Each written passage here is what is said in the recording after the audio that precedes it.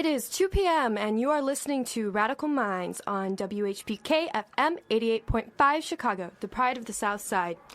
Radical Minds investigates the interlocking political, economic, and social problems facing modern society for a ruthless critique of everything existing. We are an ongoing discussion of activists, academics, and intellectuals on issues pertinent to the left, past, present, and future.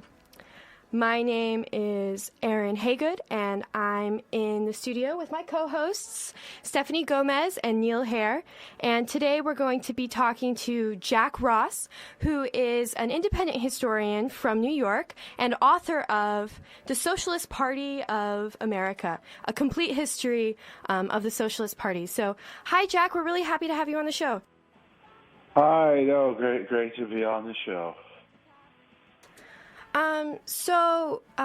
You're here today to kind of talk to us about the Democratic Socialists of America, or the DSA. For our listeners, just a bit of background. The DSA was formed back in the 80s, but recently, since the 2016 election and, the Bernie Sanders phenomenon, it's seen a spike in membership.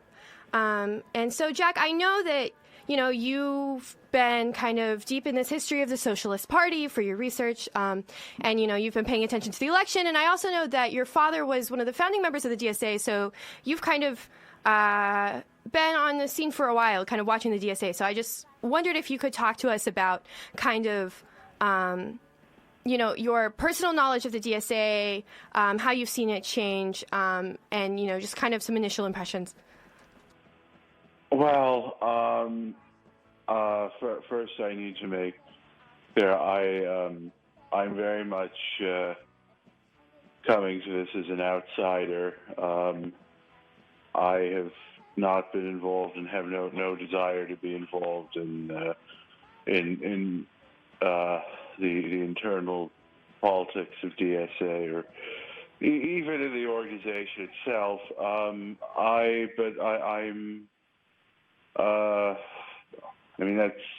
There's obviously a lot of ground to cover there, but where do you want to begin? Or where should I begin?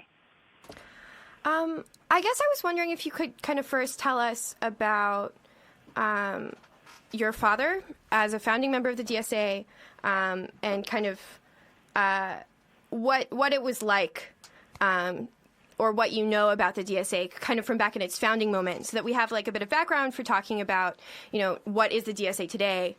So I guess if we could start there, that would be great.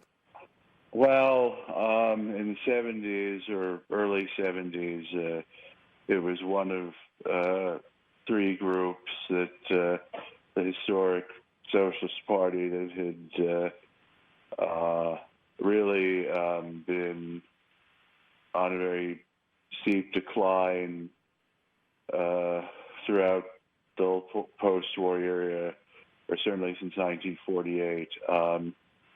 And as far as my father, leading up to that, he was active at Harvard in the Young People's Socialist League. So when DSA was founded by Mike Harrington, they were very much committed to working within the Democratic Party or leading the left wing of the Democratic Party in a lot of ways, because Harrington personally, I don't know how much you or your listeners know about Michael Harrington's biography or background. He was considered one of the major figures who inspired the War on Poverty, Great Society. And so he, or at least as I argue in the book, all of his political activity or ambition throughout the 70s or after the 1968 election was bound up in anticipating a Ted Kennedy presidency, as many people in Washington actually were for much of the 70s. And so in practice, Democratic Socialist Organizing Committee, as it was then called in the 70s, was in some ways, I don't know if you would want to say the center, but certainly much more beholden to the establishment. I mean, many of their criticisms of the New Left and its legacies going forward were quite sound.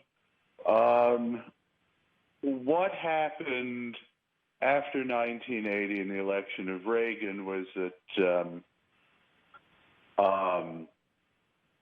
what was still called DSOC merged to form DSA with a group that began with ex-New Leftists, but eventually basically became the American branch of the Euro-Communist, Reform Communist movement, and that group is called the New American Movement, and that merger took on the name DSA in 1982. Now, what is one of the most fascinating things about the current situation is that many of the surviving old-timers in DSA and the growth that it's experienced are probably owe more to that second group than to DSOC, that as many survivors of the New Left who entered academia did in the 70s and early 80s, took on a kind of nostalgic reverence for the Communist Party heyday, 1930s Popular Front,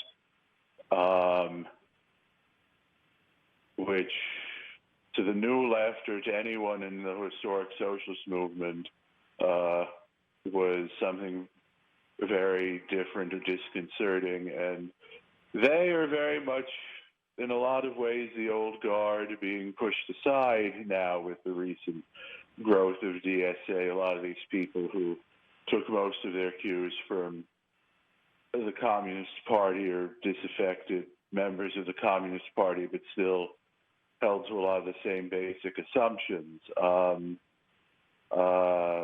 not sure if at this point you want to just ask a question to more directly clarify the issue as it relates to DSA today.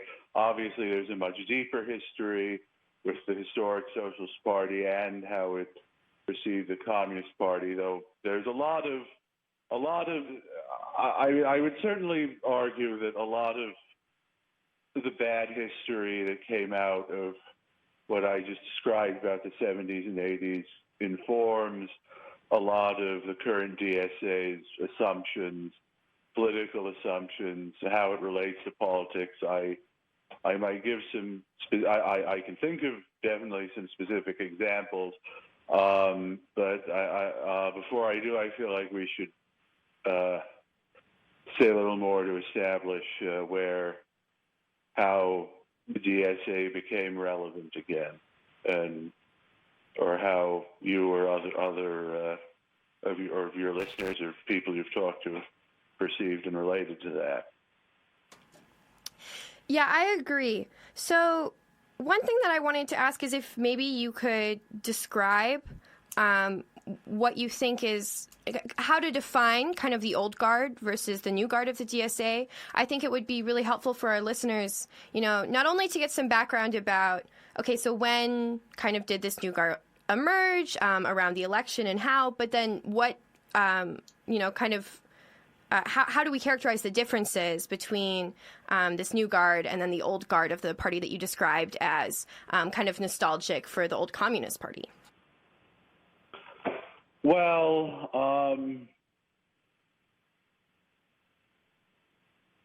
I think the difference, frankly, is less about lacking of nostalgia or maybe further to the left or authoritarian, totalitarian left in the old Communist Party or its nostalgic torchbearers of a generation ago, and how much of it is empty posturing about not wanting to work with the Democratic Party, wanting to, and other moves that, whatever their merits, seem to be about posturing and virtue signaling more than anything else out of their last convention, whether it was withdrawing from the Socialist International or endorsing the BDS movement, or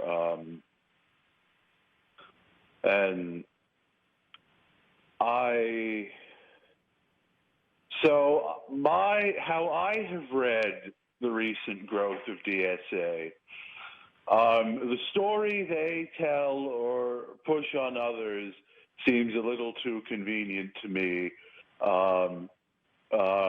Growth of the Sanders campaign followed by reaction to Trump. As far as a grain of truth to that, I think some sectarian groups did infiltrate during the Sanders campaign, waiting for their opportunity, and then after Trump was elected and a lot of people were pouring into the streets, these people knew immediately what to do, how to get signs printed, how to create the appearance of dominating a street demonstration with those signs, how to recruit and reach out to people in a protest movement setting like that. I think, and a lot of the tone has been set by Jacobin magazine and their editor, Bhaskar Sunkara. He certainly had a critical role, and he tries to be a bridge between the older and younger generations, and he and Joe Schwartz, who was the critical enabler from the old guard of DSA to this newer, younger takeover, they had, and on one or two occasions since, have had a shared byline on a long statement from Jacobin, but particularly a long statement before the convention that seems to be as close as you can get as there exists to an official party line. And a lot of very clever rhetorical, whether it's invoking usable past or whatnot. I mean, you asked about a lot of the CP Popular Front nostalgia, which by the mid to late 80s had pretty much faded from view outside of rarefied academic circles. There's been something of a comeback or a renaissance of some of that bad history through Jacobin, though I'm not sure how far out beyond Jacobin. I mean, my very distinct sense about the growth of DSA is that it's very analogous to the rise and fall of SDS, that you have a series of protest movements that at a certain moment reach critical mass, and by chance as much as anything consolidate as that critical mass under a particular organizational heading that happens to be available or that happens to be in the right place at the right time, so to speak, because I do expect it will probably implode more or less in much the same way. I've heard I've heard some anecdotes about what it's like on the ground, which there are some significant differences with the line that comes out of the national leadership. Was there another part of your question you wanted me to cover? Well, I guess I want to kind of focus in on this thing that you brought up, that kind of what Jacobin sees itself as doing. I was reading something by Bhaskar Sankara, and he was talking about how he kind of believes that he's bridging the gap, right, between the new left and the present, so between the 60s and today. And something that really struck me about kind of what you just told us is the role that these kind of older sectarian leftist groups seem to be playing in the DSA, where they kind of pass along kind of very basic skills of being able to print flyers, right? Organize quickly and opportunistically kind of, take advantage of the moment after the election or during the Bernie campaign, where you just have kind of a lot of just people, out on the street, not really directed towards anything. And so I guess I was wondering if you could talk about how you think what you think the role that the old guard is playing within the DSA, and how you think the relationship between kind of these older, not just DSA members, but leftists of all sorts, and then this kind of newer generation, this newer takeover, how you think that is developing and being prosecuted. I mean, do you think that they're playing any sort of educational role, or is it really just kind of, well, they're feeding into sustaining the organization as it kind of happens to exist? Well, I think, so I was wondering if you could maybe talk about that, and perhaps the significance of Jacobin in all of this, though I do think it might in some ways actually be more helpful to think about the DSA when trying to answer this question, rather than kind of the, what's coming out of the mouth of Jacobin. Well, I think the old guard are mostly acting as pushovers, the way a lot of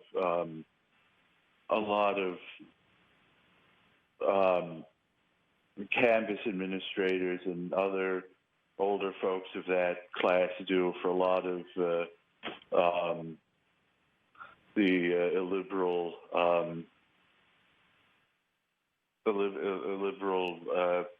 campus mobs, or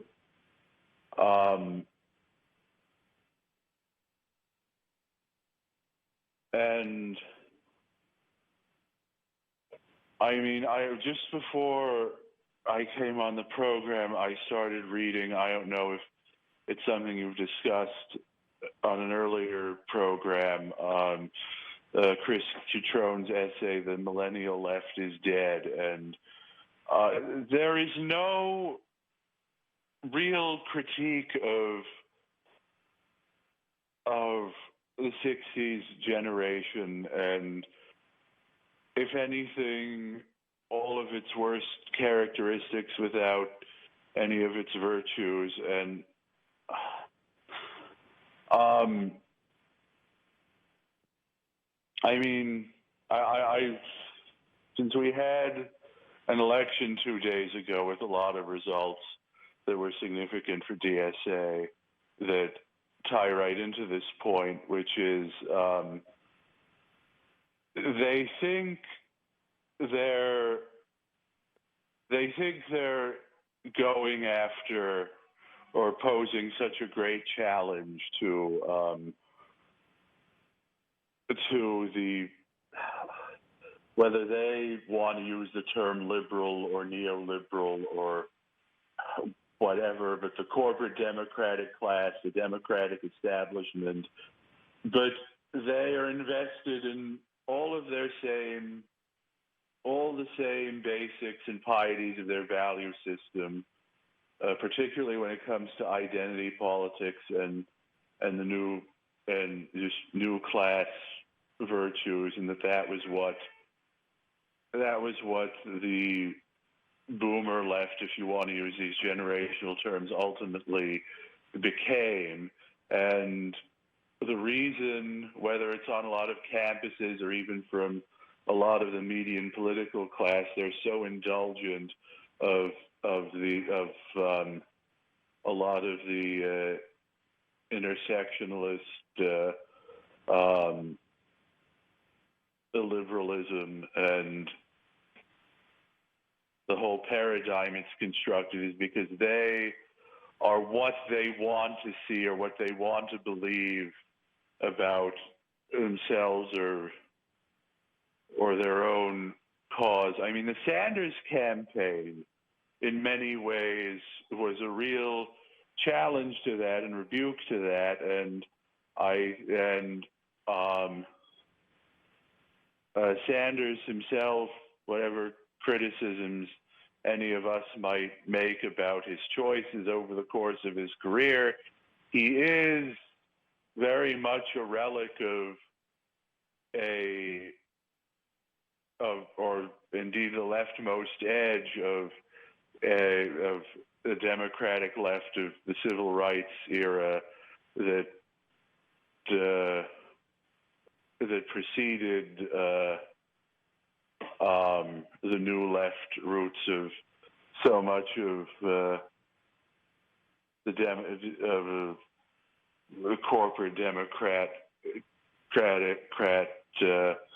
I think Cutrone used the phrase right-wing McGovernism to describe the Clintons, and my dad certainly has written some things in the past that use similar formulations.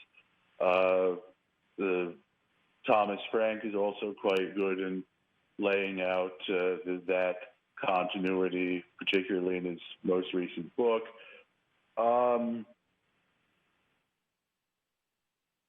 So the concrete example politically is when it comes to current political issues, the one issue where DSA has in the main been on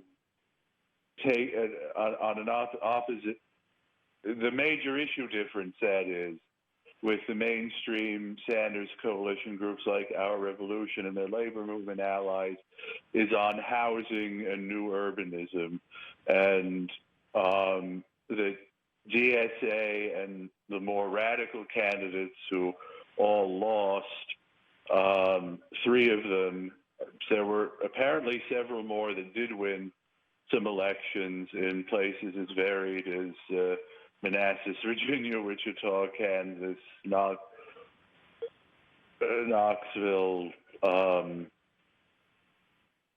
who did not take the same stand on housing questions.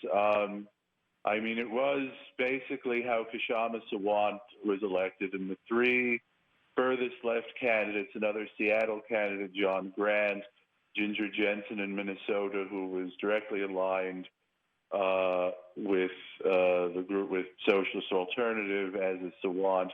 And where I live in Brooklyn, the Green Party candidate, Jabari Brisport, were all running on the alliance of anti-gentrification left with NIMBYs, in a word, wealthy home owners opposing new development, and I'm certain and just how great the vogue for anti-gentrification left and all of its assumptions. I mean, if you or any of your listeners, I know many of people we know in common would be very familiar and strong on the same point about Engels on the housing question, which can very much read in a contemporary context as a polemic against the anti-gentrification left. Do you think you could? So I mean, so not only does that position posture align itself with the a lot of the same identity politics as a smokescreen against a more genuine socialist or class-based or organizing position, and it does echo the Clinton campaign in a lot of ways in the way it reduces the issue to race to oppose new urbanism and new housing construction.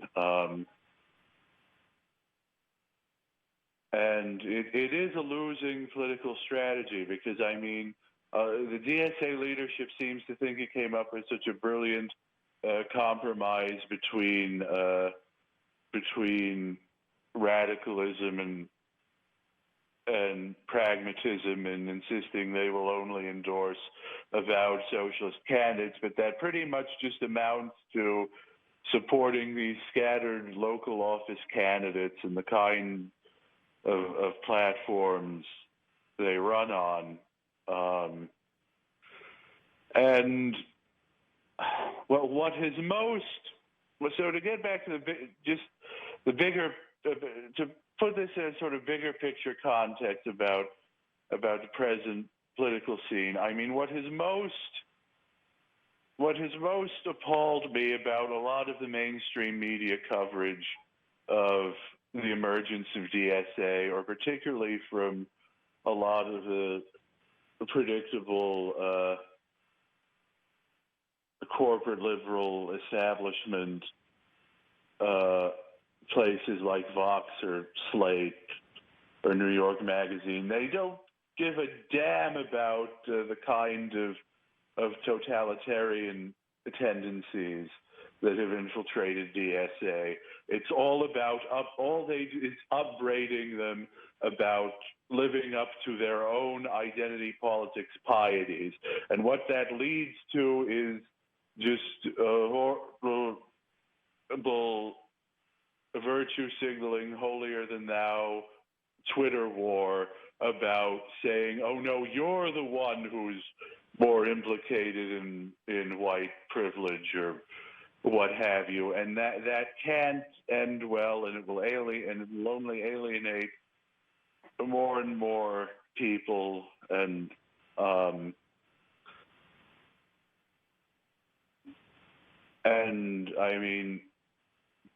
I mean, say what you want about the Sanders campaign or its allies in Democratic Party mainstream, or who hope to take over the Democratic Party. But on the whole, there are some very frustrating exceptions. I mean, it really is about breaking out of the identity politics trap and presenting a real class-based politics. Jack, so I was wondering if maybe you could clarify what you mean by like a real class-based politics, because I mean, of course, the old guard of the DSA, looking back at, for example, Popular Front, well, that would have been called a class-based politics. Or during the New Left, the old left would have been opposed to the New Left as well. Okay, these people are concerned with class, but now we're seeing that maybe the proletariat isn't so revolutionary. And, that's where you get the genesis kind of all these different identities taking center stage. And I mean, of course, Bernie Sanders during the election campaign did eventually fold to identity politics. So I guess I was wondering if you could talk about, what opportunities did you see in Sanders, or do you think any opportunities existed in him at all? And what would like a real class-based politics be? Well, okay, I'm not sure where to begin. I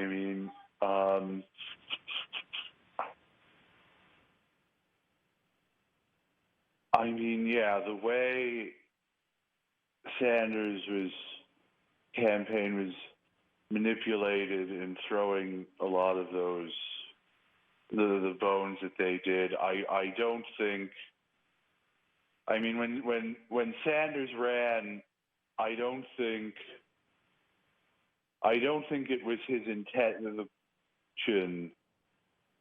to do what he ultimately did, which was to force the question about the Democratic Party's organizing principles. Are we really prepared to be the party of the ruling professional class, new class, and abandon our past class character? And not only for that reason, but I think just for reasons of his own style, he was never really prepared to directly take on those organizing principles. I think whoever he might pass the torch to needs to do that and can do that. I mean, I feel a little awkward going into this because the question of whether or not to work within the Democratic Party or longer term outlook is a whole other one that I could speak to later, perhaps. But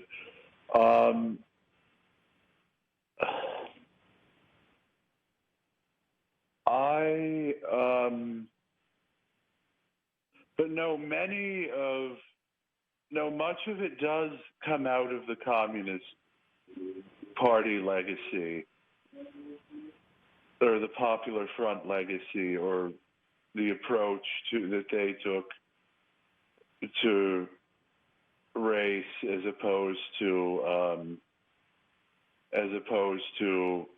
the forerunners of the civil rights movement that were aligned with the old Socialist Party, namely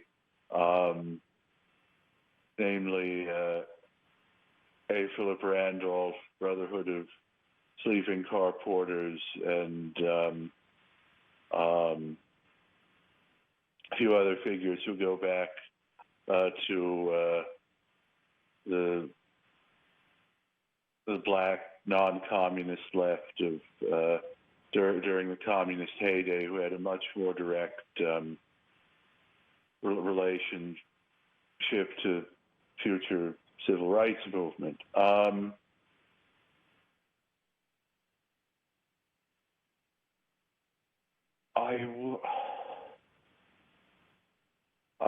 sorry.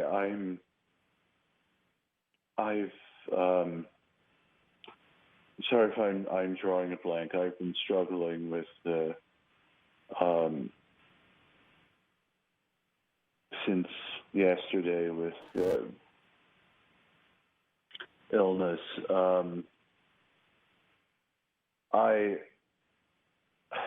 Is there a more specific question? I mean, there's a lot of ground here to cover, obviously.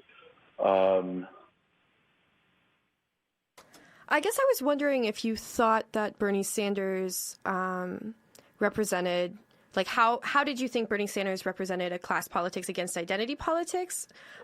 Just to be more clear on that, because certainly, well, like I mean, you have these kind of early civil rights leaders who are aligned with the old Socialist Party. Maybe this would be a more productive way to get at the question. So what, for you, is the difference between the class politics of perhaps the old Socialist Party as opposed to, what would have been purported as the class politics of the Popular Front or the 30s, 40s Communist Party?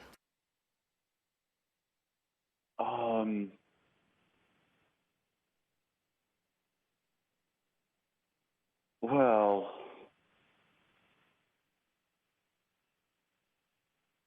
the Popular Front,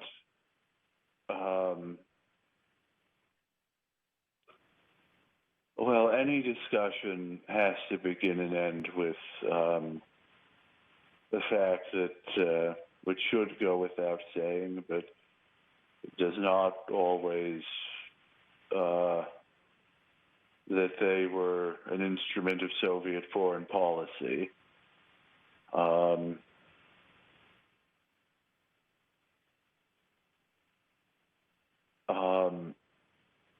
The way I frame it in my book, it's this whole people's movement idea, or that a lot of the nostalgic looking back, or an idea of the left as an agent of moral uplift. In a lot of ways, this is distinct to American communism and what it got out of distinctly American progressive ideas and their and their religious roots, and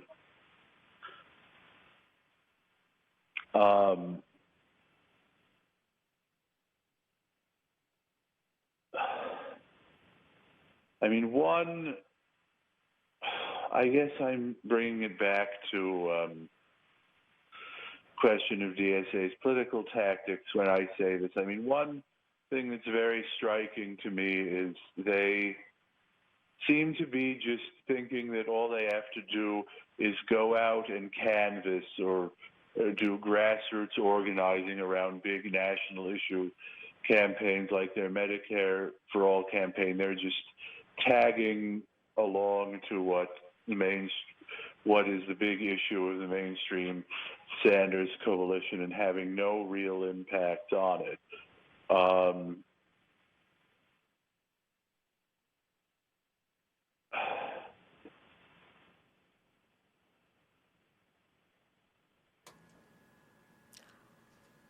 Okay, thanks, Jack. I think real quick we're going to do a PSA and an event announcement, and then we'll get right back to the interview.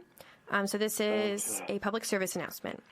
A message from the American Lung Association. We all know someone who should get a seasonal influenza shot each year.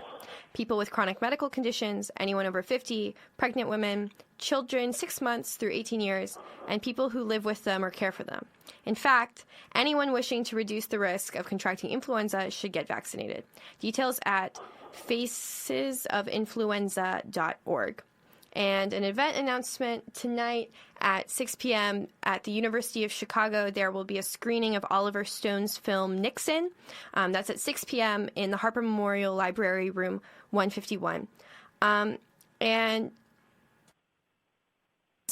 thinking we could come back with maybe a more detailed discussion of the new left roots that you kind of brought up earlier, specifically the Students for the Democratic Society and the SDS, and I think Neil has a question about that he'd like to ask you. Hey, Jack, this is Neil. I guess I was wondering, you mentioned earlier that you considered the DSA in danger of the same risks as the Students for a Democratic Society as they fell apart after their inception, and you think that the DSA is likely to implode in the same way. I think that's the word choice you use, and I'm interested in if you could elaborate on that. Well, I think it's a little more complicated what I might expect to see, because I mean, from what I've talked to a lot of different people around the country since DSA convention last summer, and outside of larger cities, and even within some larger cities, most of the new locals that have come up are basically just getting involved in local politics as though they were armed, as though they were simply part of the mainstream Sanders coalition or our revolution, and have largely tuned out the national leadership. And I think that makes for a more complicated situation. I think the internal logic of the national leadership is headed towards something further along those lines. I mean, I haven't done a good job, perhaps, of why I find a lot of it so disturbing, and but how many? I mean, there is emerging in DSA a culture of internal discipline, re-education along intersectionalist lines. Members have been forced out for offenses, and the most ultra of the factions organizing around the national convention or to take over the national committee has explicitly called for such an internal culture, so I see the analogy to SDS that the most severe, even if they're a minority among the leadership, remain the center of gravity just because of the logic of such situations, and where there's no one really wanting to speak out for basic liberal values of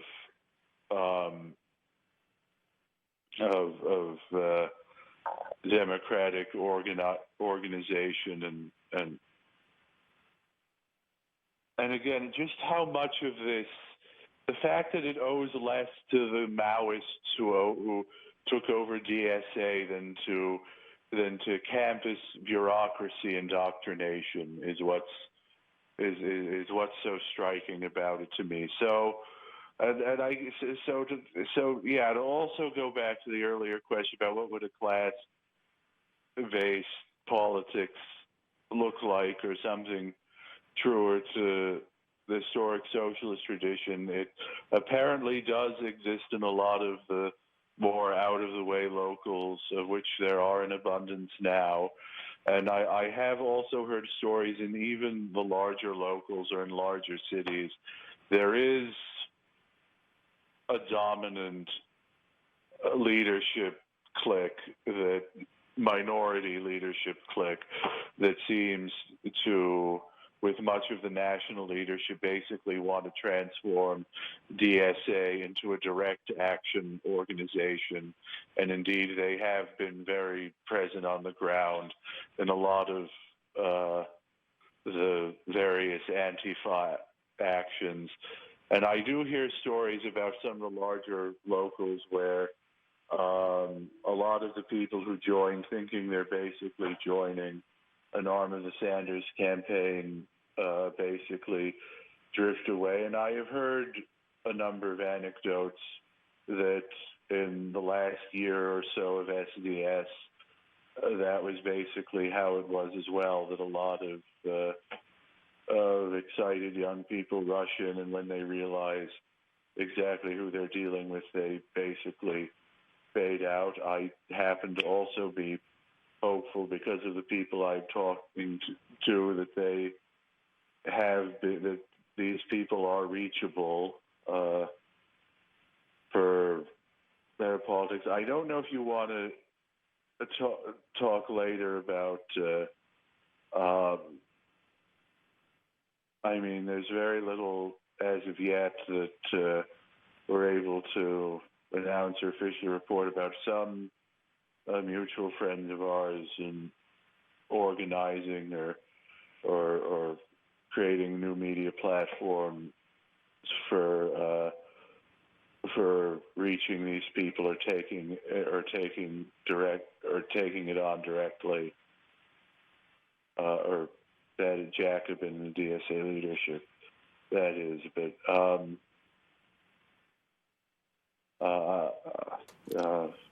think that answer your question.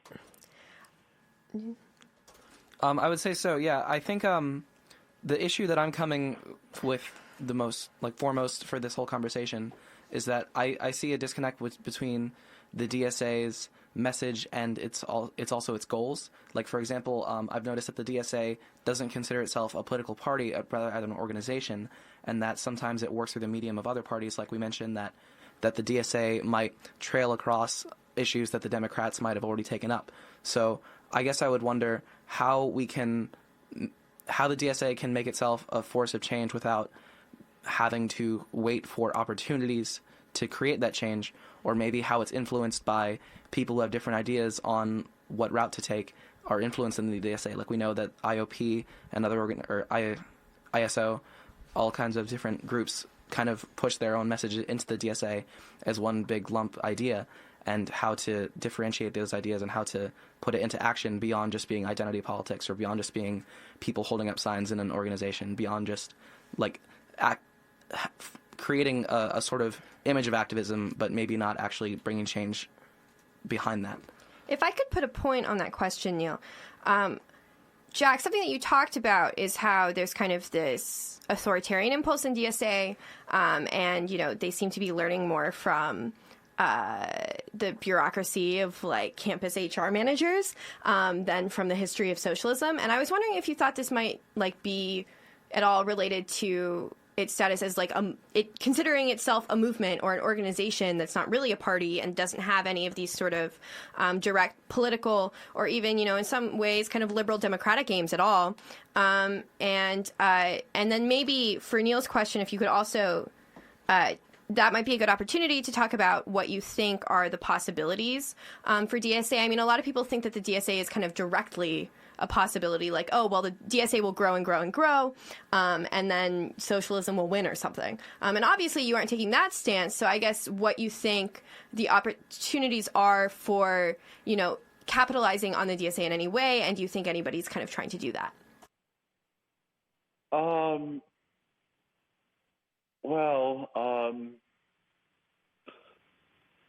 I guess I have been in touch with, I didn't get to see any of them because they were too busy with the convention, but some of our mutual friends were in New York 2 weeks ago for the Socialist Party USA convention, which is one of the three, which was the other, well, of the three, the two that are still in existence of the three fragments of the old Socialist Party, and they had been a very dysfunctional, half-moribund group for a long time.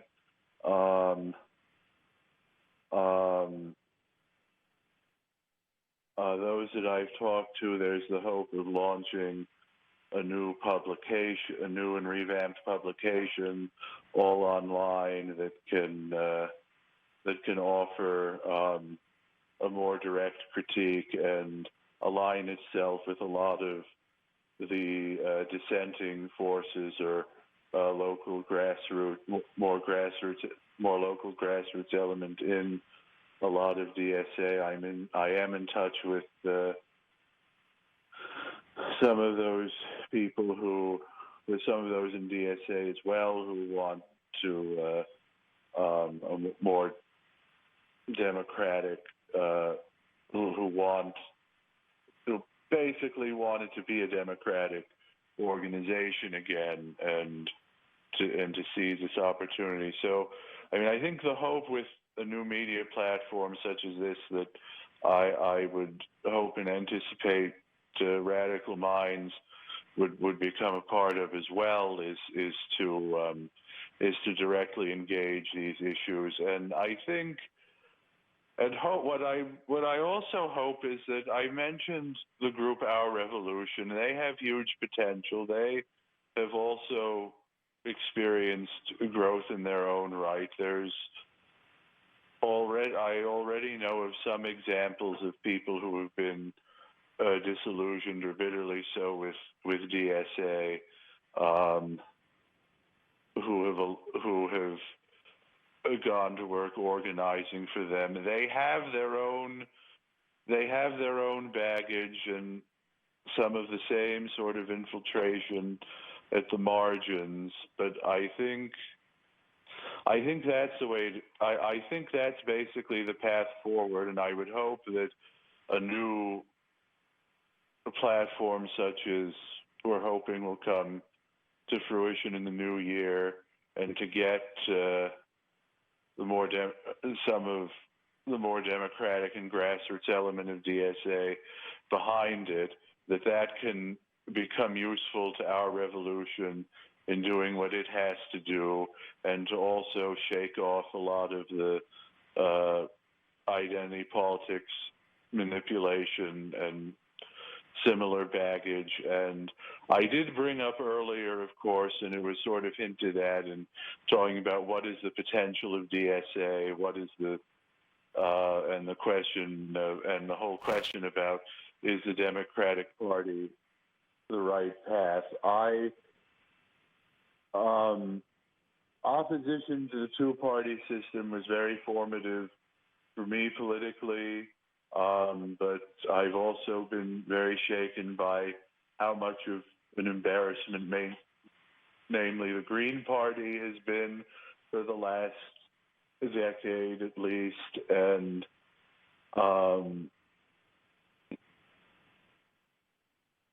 I do not want to be dismissive of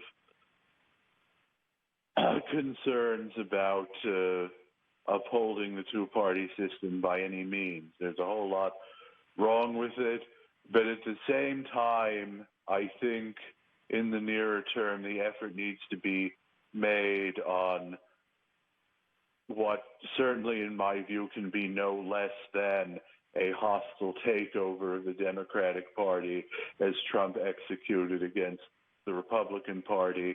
And I think our revolution can be a vehicle for that. And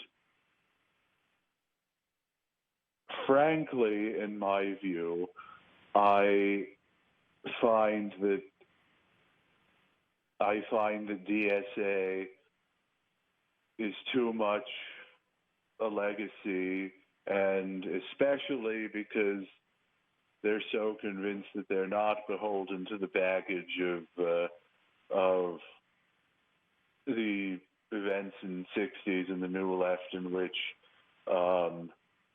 I guess we brought up the phrase right-wing McGovernism, Clintonism emerged. And as far as whether or not to work within the two-party system, in the near to medium term, there are all kinds of reasons why such a hostile takeover effort at the Democratic Party might not work, but I think in the near to medium term that needs to be the locus of organizing and potential, and that out of a failed attempt, if it should fail, that there would be a much stronger position to build a mass socialist party if that is what circumstance should make necessary. However, events in the next couple of election cycles play themselves out. It seems like you're saying that the left should be organizing itself on the basis of the Democrats. And I was wondering why you think that is. It seems like in the past, two elections, the Democrats have been kind of representing a continuation of the status quo. And what did you mean by hostile takeover? And why do you think that the left should be organizing itself on the basis of the Democratic Party? Well, I didn't say through the Democratic Party, or within the Democratic Party is another matter. You're right that there has been, whatever you want to say about the Democratic Party historically, and however compromised it was more recently, as I said at the outset, that was what, and as I also said, I'm not sure it was necessarily Sanders' intention to force the question in this way, that the class character of the Democratic Party or rich establishment has undergone a profound shift in the Obama years. That say what you will about the whole history that led up to it, but is the Democratic Party really going to abandon its historic base, popular base, completely for for an elite new class ethos, and the Hillary campaign seemed to be answering a resounding yes, and it was Bernie Sanders who forced the question. Now, that's still very much a live question, and what I am saying is, within SPUSA, I don't think anyone involved wants to run for office anytime soon, and they know they need to be involved in base building before they can begin to launch a serious electoral party, much less a mass socialist party. All I'm saying is that whether it should succeed or fail, that effort or that attempt to transform the Democratic Party or to have or has is what that base building effort needs to be engaged with or at the margins of or around. And I guess what I would say is what's necessary is to force these questions about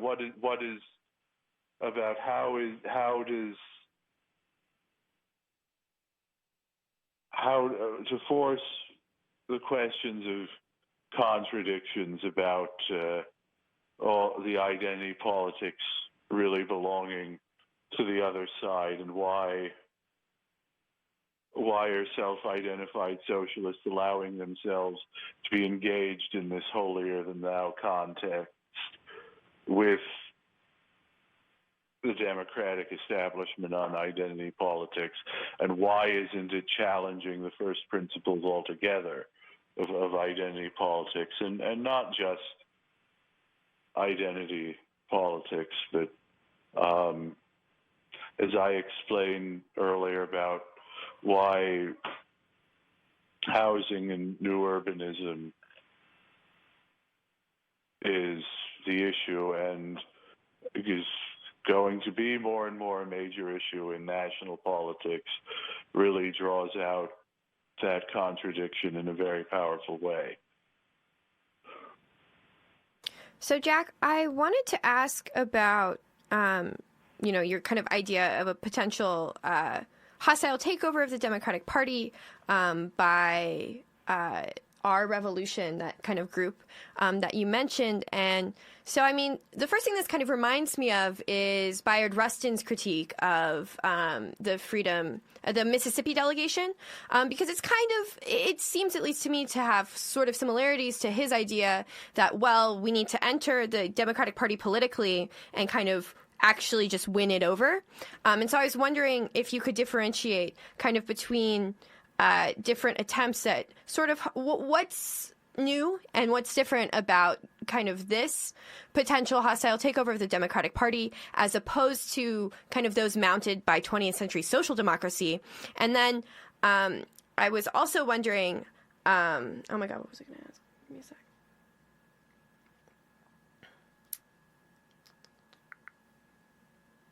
Hello? Oh, so you talked about kind of pushing the contradictions around identity politics within the Democratic Party. And of course, I mean, this reminds me, pretty simply of like Marx when he's talking about 1848, that, there is a necessity to kind of prosecute the battle of democracy, to go in and kind of deal with the question of democracy and different democratic demands. And I guess I was wondering where you see that taking place. Because, of course, to an outsider, it can seem as though, well, this is actually taking place maybe perhaps not even within the Democratic Party, but, amongst people who don't vote, or within the Republican Party, that, it's only Donald Trump who's kind of taking up this question of democracy. And so I guess I was wondering if you could specify why this is kind of the place to deal with these different contradictions. What is kind of specific about taking over the Democratic Party and dealing directly with kind of these identity politics? Could you elaborate the point you were getting at about Trump? That Sure, sure. That with regards to the question of democracy that I think has come up in the last year or so, as we see kind of the death throes of neoliberalism. I mean, it seems that the people taking that up are, it's Brexit. It's, well, we want to have a democratic government and not the EU. Or it's Trump voters who are saying we want to be in control of our government. We don't want kind of the swamp. We don't want these different, elitist, neoliberal, etc. politicians who are making decisions for us. So how is it that kind of this idea of a hostile takeover of the Democratic Party, what is specific about, that milieu, about entering into kind of this hotbed of identity politics that kind of informs your when you put it that way, discussion about our revolution and its potential? Right. So when you bring up the larger transatlantic phenomenon, I mean, immediately it becomes apparent why that's very different from the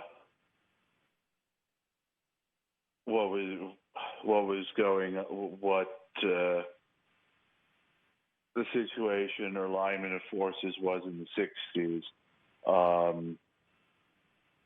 I mean, it's a whole discussion about what all the tragic intervening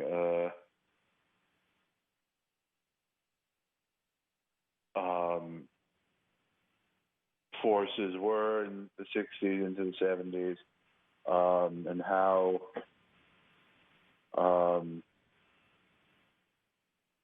but I mean, the thing is, in the 60s, you were dealing with the beginning of the post-industrial era, when questions of class and inequality, economic inequality, that is, were not front and center, and that is what's changed, and it's become confused. I mean, I was talking about this with some people the other day about what to again look at it from a transatlantic point of view. What Sanders and Corbyn very much have in common is that they are relics of a time that would even raise the class question from the left at a moment of economic, and can speak to what radical leftism has become, and this awkward moment where you have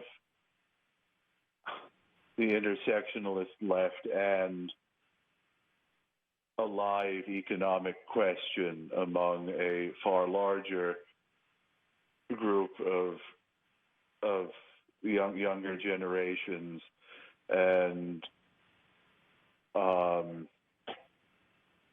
when the left or left of center as a whole has been completely transformed by, whether you want to call it neoliberalism or the new class, or so I mean, I feel very strongly that myself that question has to be forced, and why the threat to first principles of liberalism, to civil liberty, to democracy, to the values of a free society comes much more from Trump's enemies than Trump, and I think that the question has to be forced, and most DSA leadership certainly would be appalled by that idea. And I mean, the opportunity is that there is the fact that is just the simple logic of the situation as you describe it, of where a left that can align itself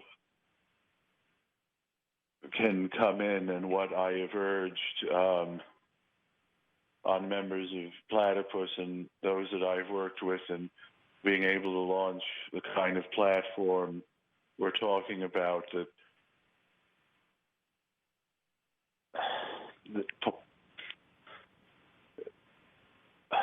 I'm sorry, I've lost my train of thought. I would mention that I am with some other members of Platypus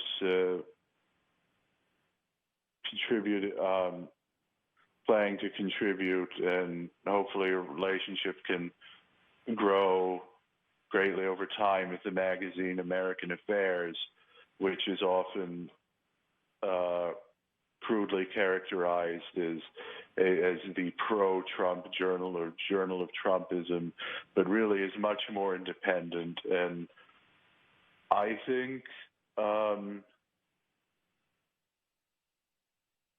but no, I fully agree, because it is a force because the pan-Western revolt is to defend the abandoned values of a free society and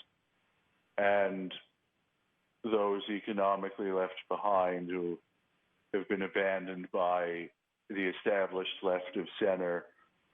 I mean, and this is what the forthcoming essay I've written for American Affairs basically argues. It really is just for old-fashioned liberalism, and the vital center is really what it is. And as far as our revolution, I mean, I think the top leadership figures, their instincts are in the right place, and they recognize the situation, however it might be warped, or how they might individually need to reconcile it with whatever degree of Trump panic or Trump derangement.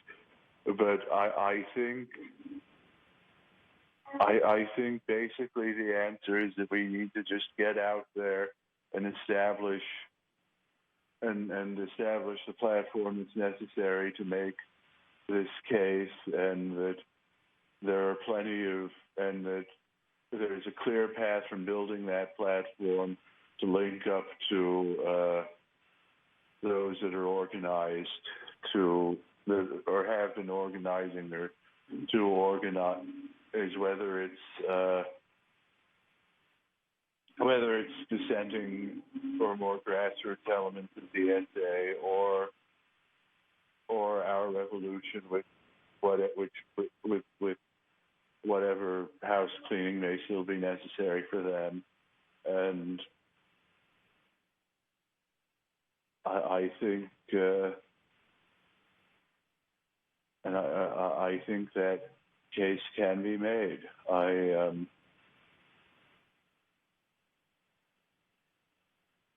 And I think there can be a very large and positive response to it, since how much of millennial left or intersectionalist pathology has exhausted itself, and the fact that it's consolidated and reached critical mass within DSA is on one, or within the leadership or mainstream of DSA is on one level very reassuring, that it's just going to end up as it did in the 60s and arguably other past occasions as well. And I think certainly no question compared to the 60s or 70s, but even earlier in the 20th century as well, I think the audience and the base for a real left, for a left that can be made alive again on the terms of the historic socialist movement, can present themselves. There are the strategic questions about the Democratic Party, or how you work with the army you have rather than the army you want. I've had those conversations with my friends who have been involved in creating the beginning of the base building process in the Socialist Party. But if I'm not necessarily optimistic at all times, I certainly have been coming to it now with a fighting spirit, which is something I would not have expected for most of the last year. Thanks so much, Jack. We actually have to wrap up, but it was a pleasure having you on the show. Oh, no, it was my pleasure to be on, and I hope to be again soon. Which one is it? Which number?